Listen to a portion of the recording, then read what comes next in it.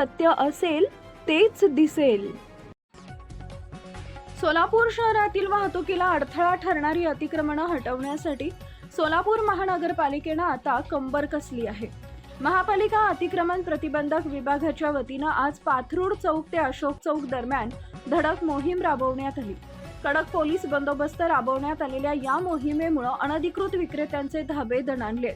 या मोहिमेदरम्यान रस्त्यावर मोठ्या प्रमाणात अडथळा ठरणाऱ्या चायनीज आणि भेळ गाड्यांवर विशेष लक्ष केंद्रित करण्यात आले होते.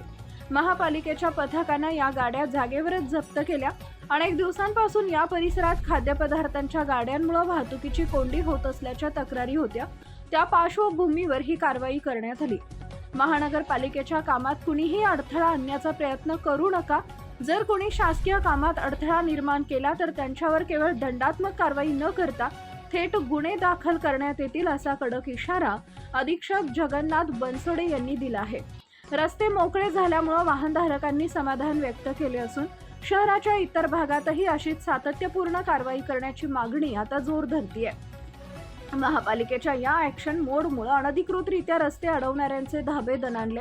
कारवाई दरम्यान कोणताही अनुचित प्रकार घडू नये यासाठी मोठा पोलीस बंदोबस्त तैनात करण्यात आला होता. अतिक्रमण प्रतिबंधक विभागाचे अधीक्षक जगन्नाथ बनसोडे यांनी यावेळी आक्रमक पवित्रा घेतला.